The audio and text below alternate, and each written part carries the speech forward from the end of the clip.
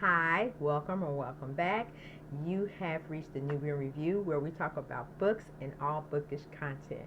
Now, I know if you have clicked this video, you are here to continue or to join our read on Bearing the Cross by David J. Garrow. Now, I started reading the book.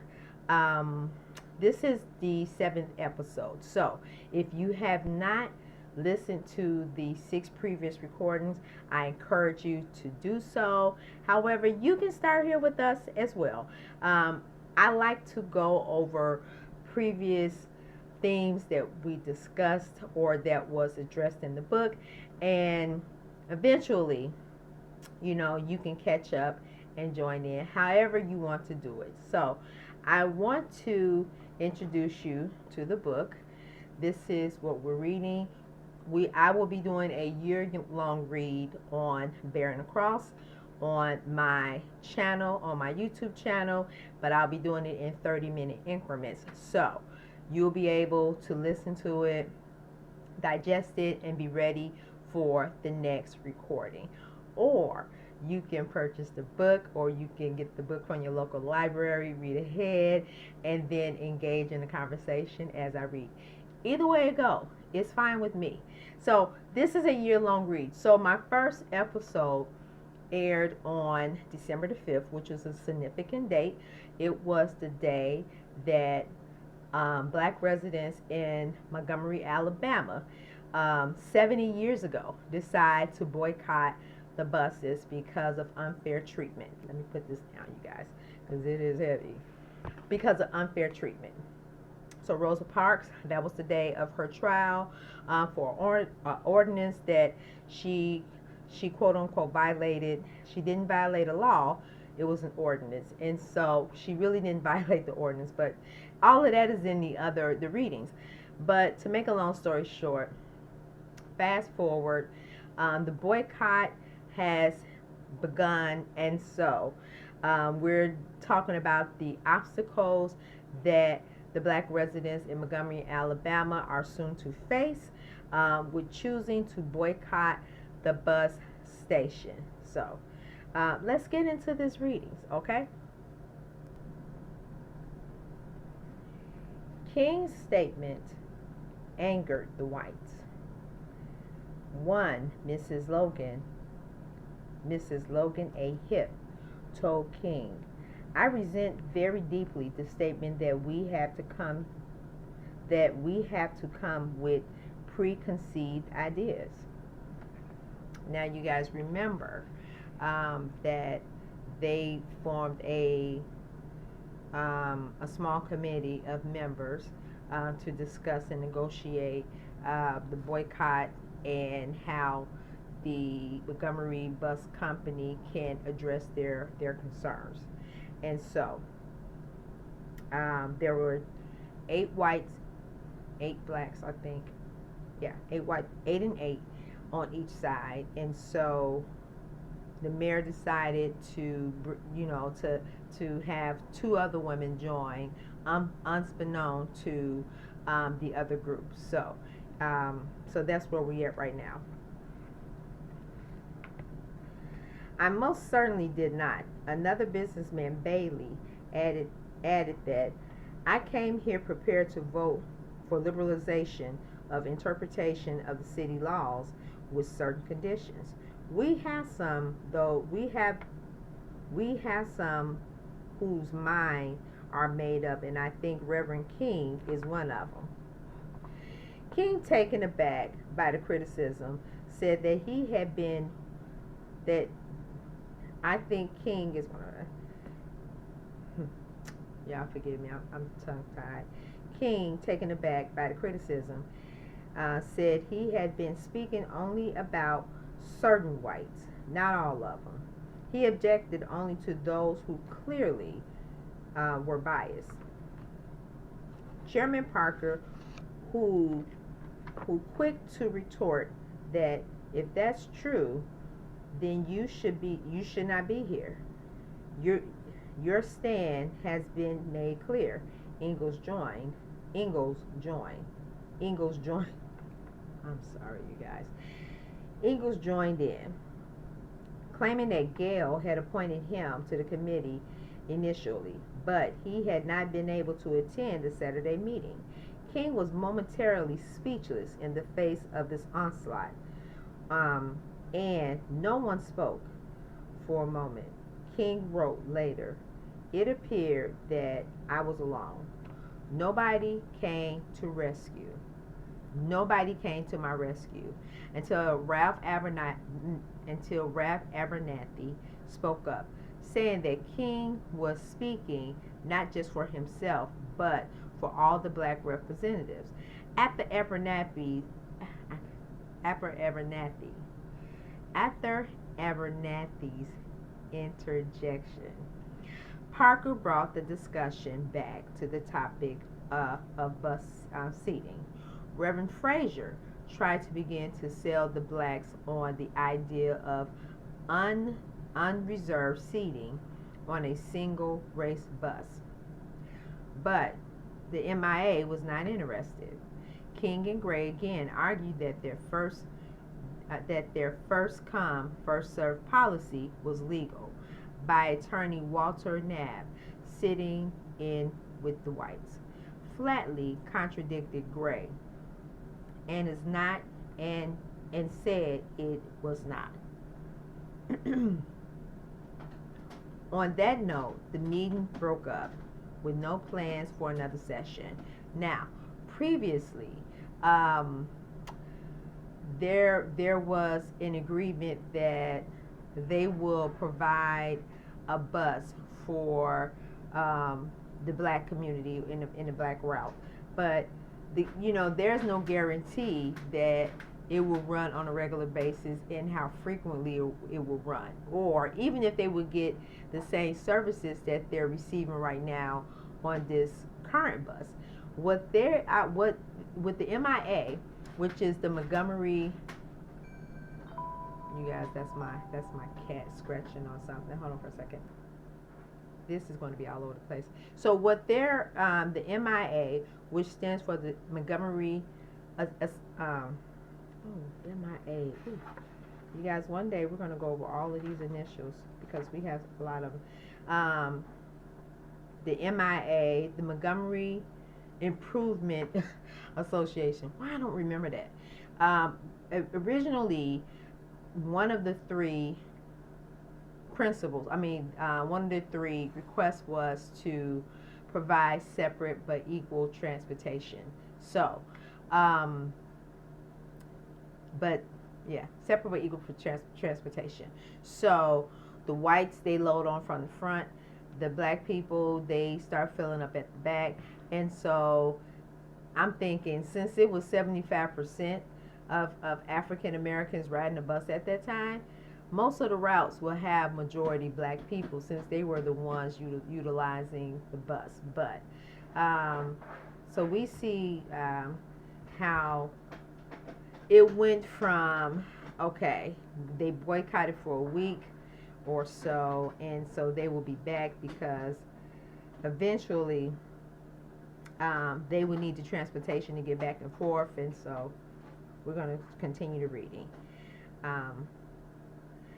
After that second failed meeting, the MIA reconsidered its strategy. Two white reporters, Gray reiterated that the MIA was not asking for an abolition of segregation at this time. The best informed correspondent on the scene, black editor Emory O. Jackson of the Birmingham World, reported in the wake of Monday's session that plans are being made for a 12-month campaign by the MIA.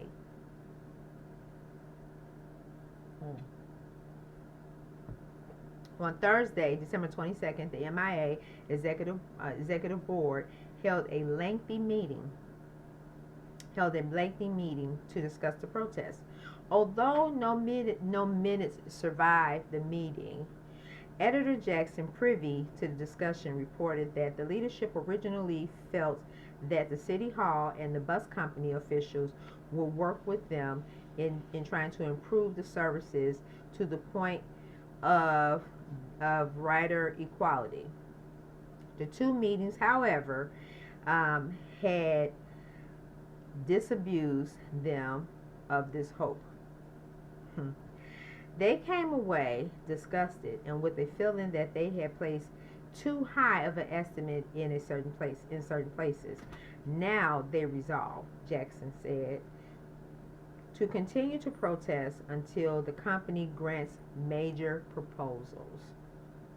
No more conferences will be held with the company or city hall officials unless they have something to offer in the way of accepting the 3-point program. And if you guys remember, the 3 points were provide transportation, the front to back and back to front method. The second one was behavior and how they're treating black riders, to treat them with respect and dignity. And then the third one was to provide employment for black people who wanted to become bus drivers. Okay, so let's get on with the next one. No more conferences will be held with the company or the city hall unless they are offering something, accepting the 3-point program. The MIA leadership decided to present their side of the dispute to the people of Montgomery and prepared a detailed brochure, which also appeared as a paid ad in the Christmas Day Advertiser, issued in the name of the MIA and 3 ministerial alliances.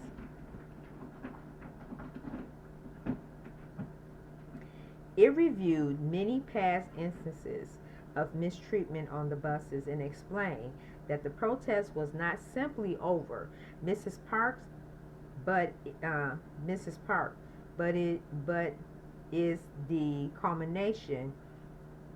Mrs. Park is but the combination of a series of unpleasant incidents over a period of years. It went to explain the seating policy the MIA was advocating. When seats become vacant in the near, Negro passengers will voluntarily move to these seats. By the same token, white passengers will move to the vacant seats in the front of the bus. At no time on the bus with this proposal will both these races occupy the same seat. The MIA reassured white Montgomery. And so I think I said in my previous video how the language, how they said the MIA, it stands for Montgomery, and that Montgomery was all the citizens of Montgomery, Alabama, not just black citizens. So this improvement association, alliance, I think, they were coming up with, Montgomery Improvement Association. They were thinking of everybody as a whole and not just black people and not just, like disregarding white people. This was to make fair arrangements for everyone to get along. White officials made no reply to the MIA statement. K.E. Totten left town on Thursday, December 22nd, after concluding he could not settle the problem. The same day, after further reducing the number of routes in services, the commissions canceled all the buses for several days over the Christmas year period.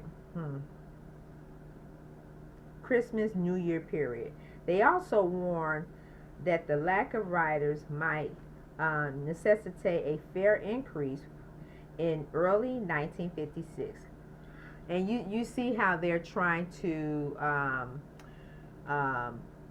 threaten them with, if you don't get back on the buses, so we can mistreat you and not negotiate fairness, this is what's going to happen.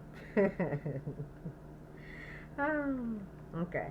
While these developments were taking place, King was becoming the focus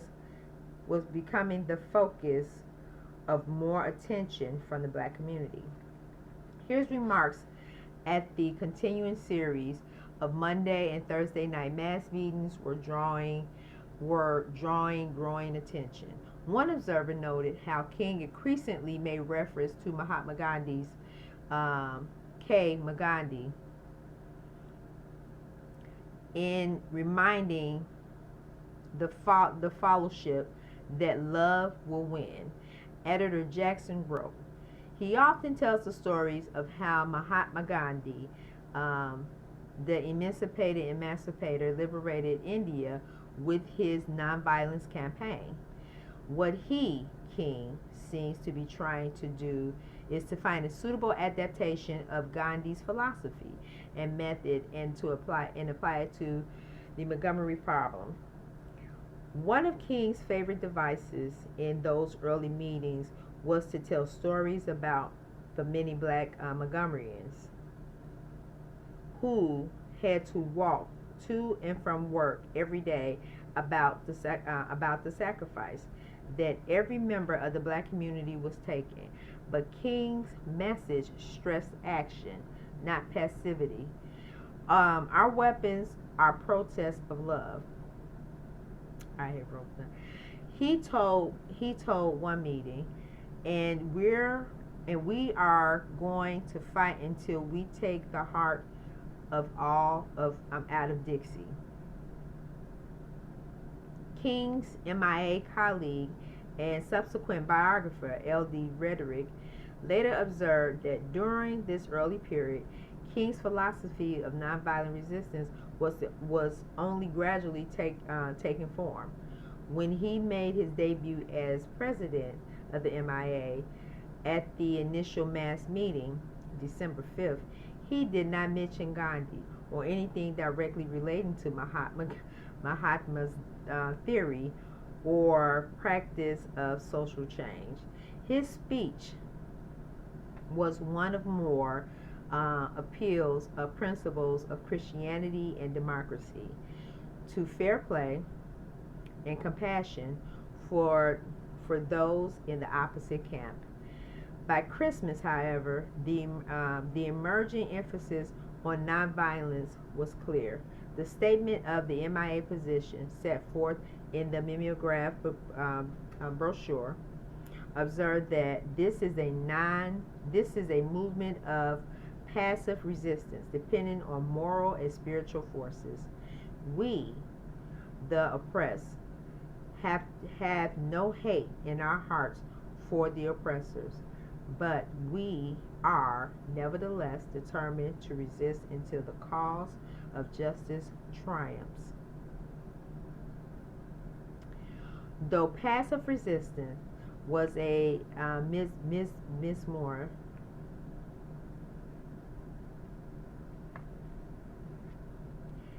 the conscious desire to combine Gandhian precepts with Christian principles was growing in both King and the MIA.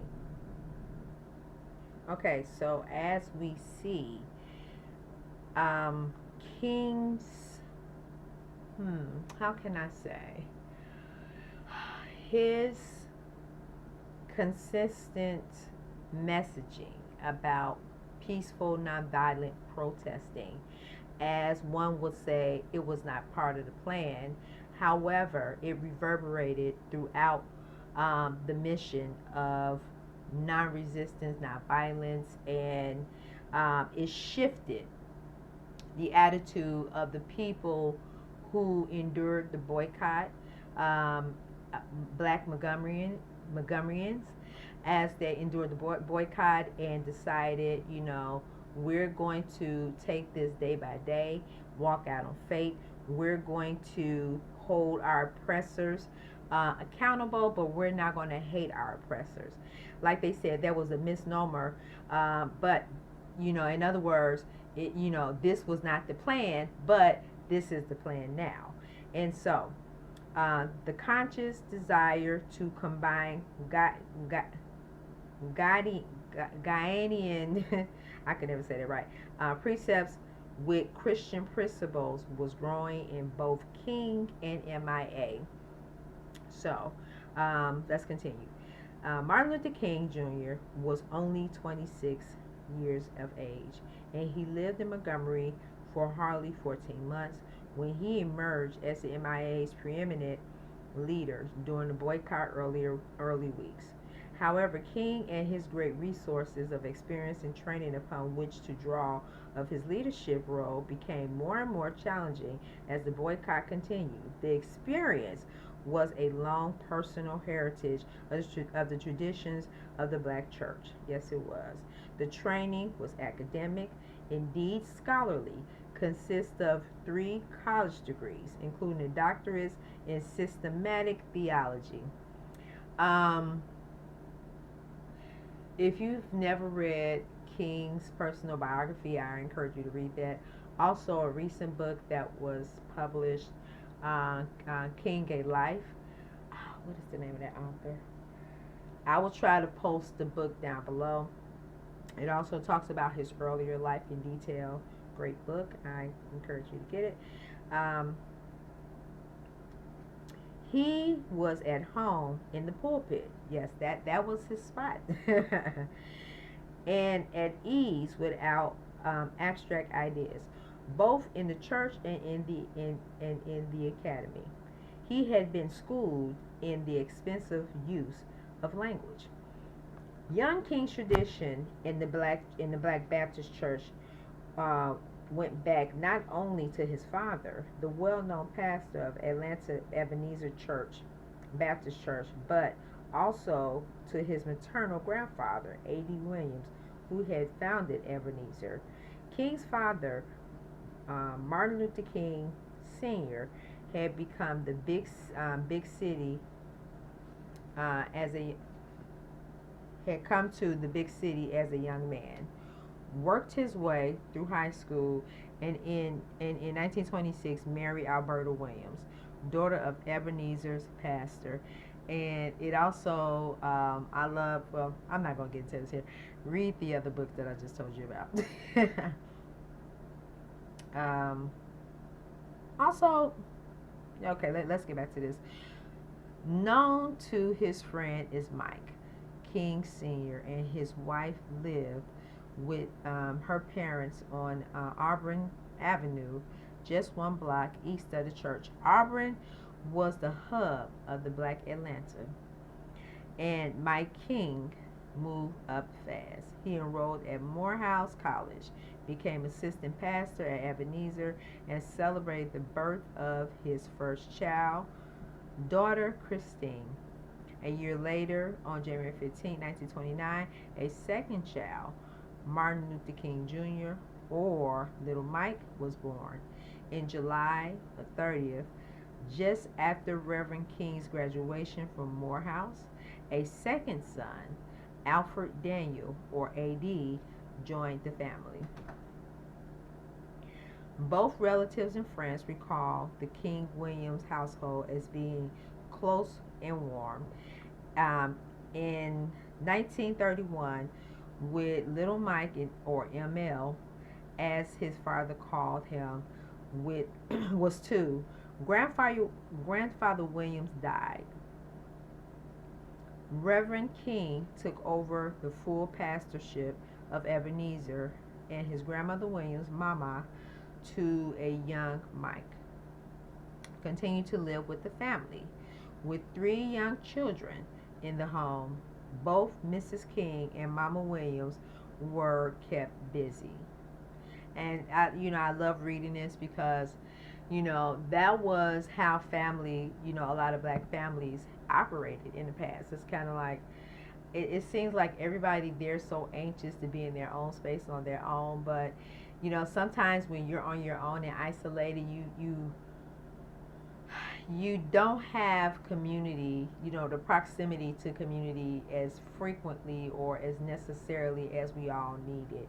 And I feel like, and this is just me interjecting, I think this is why there has been like an uptick in depression, suicide, loneliness, is because we have, as a black culture, adopted a lot of European ways where, we're just leaving our families and going off to these far off places, and we're not connected to community or connected to culture. Um, and it's troubling. Oh, well, you guys, let me pause this. My cat, she's on the run. But now let me ramble on. I just thought I would interject that because that was just something that was just on my mind when I read about how, he lived with his in-laws until they passed away and they were in the house and. So, getting back to this reading, as King it recalled it 15 years later. His early childhood years were spent in a very congenial home situation, a family whose love was central and where lovingly relationships were ever present. Only the incident he said later marred this early childhood that came at age 6, just after he had begun his actual first grade education at Young Street School. For several years, one of his playmates had been a white child whose father owned a small grocery store, a grocery store near the King home. After they began attending separate schools, they saw much less of each other. As King described it, it was not my desire. This was not my desire, but his. The climax came when he told me one day that his father had demanded that we play that he would play with me no more. I never will forget that. A great shock that was to me. I immediately asked my parents about the motive behind such a statement. We were at a dinner table when the situation was discussed. And that's where we usually talked about our problems, right? We would sit around a dinner table, and it was a form of restoration, affirming, the greatness, and a little bit of therapy, if you want to be honest. We were at the dinner table when we discussed the situation, and here, from the first time, I was made aware of the existence of a race problem. I had never been conscious of it before. I want to say this, and I'm not saying this, for people to like take one side or the other, but I think as a black woman, I think as African Americans, we do not introduce race-related subjects to our children and as much as we can, because we don't want to deal with it. A lot of times we don't want to think that there's a problem, and we talk about the situation negatively instead of injecting black pride in our children. Now, when this little boy father decided that he didn't want him and King not to be friends anymore, and as we all know, racism is taught. You're not born with a racist heart. It is a disease, it is a illness, and so these are just examples over and over and over again. So when we're teaching our young people about black love and black pride, that eradicates their hate and their hurt for other people, whose group have decided, to choose hate over, to choose racism and hate over love. So that painful discovery aside, young ML clearly enjoyed school, doing well both at Young Street and then later at David T. Howard, where he finishes in his elementary years. ML spent 7th and 8th grades at the Laboratory High School at Atlanta University. Its closure forced him to transfer to a regular public high school, Booker T. Washington, which, like all others, was totally segregated. Let me wrap this up, you guys. Um, in each of these environments, at home and in the church with his family, in the neighborhood with his friends, and in school, young ML appeared to be happy and a well-adjusted child. In the King home, he was especially fond of his grandmother, Mama Williams. Even 30 years later, King would tell people of his special relationship with his loving and saintly grandmother and how he never had forgotten the good biscuits she had made him. Dear Mama, as ML called Mrs. King, as a strong but quiet figure of the household, usually taking a back seat to her forceful and outspoken husband, Daddy King, as he became to be called. Let no one, especially his children, forget that he was the boss in the household. Um, if they did forget, King Sr. was quick to remind them of the whipping and how the whippings were frequent. One neighbor who lived next door to the Kings in the early 1940s after the family had moved from Auburn to a larger brick house several blocks away. Remember, one whipping ML received watching from next door.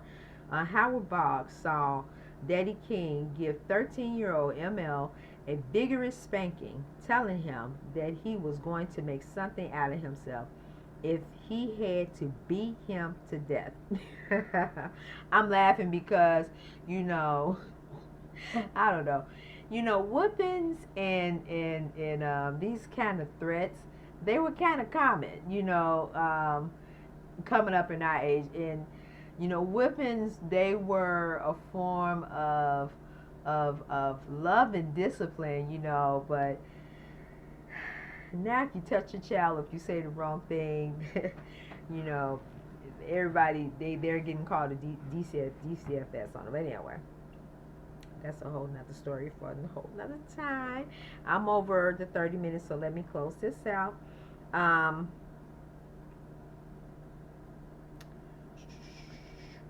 Bob, 16, 17-year-old self, couldn't keep from laughing at the sight of King Sr. Spied him, took Umbar and asked the young man's mother to send him over for some instruction. She agreed, and Reverend King would bog too.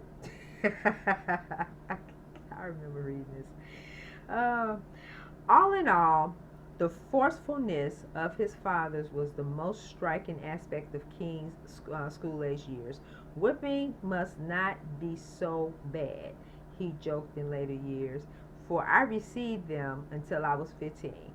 King's closest teenage friend, Larry Williams, at Ebenezer Church, remember, who was 14 his senior year, never forget how angrily King Sr. erupted when he once caught Williams and ML dancing with with girl friends at the church social, shouting furiously. Reverend King told the two young men to leave the YMCA where the social was being held. King Sr. was a strict disciplinarian. William recalled, ML was real frightened of his daddy. I'm going to end there. Now, what we're exhibiting right now, what we're reading right now, is just a little bit back history of King and how he rose to be the person that he was. And so, with that, I'm going to close this reading out, and we'll come back next time for the next reading. See you later. Bye. See you later, everybody. Bye-bye.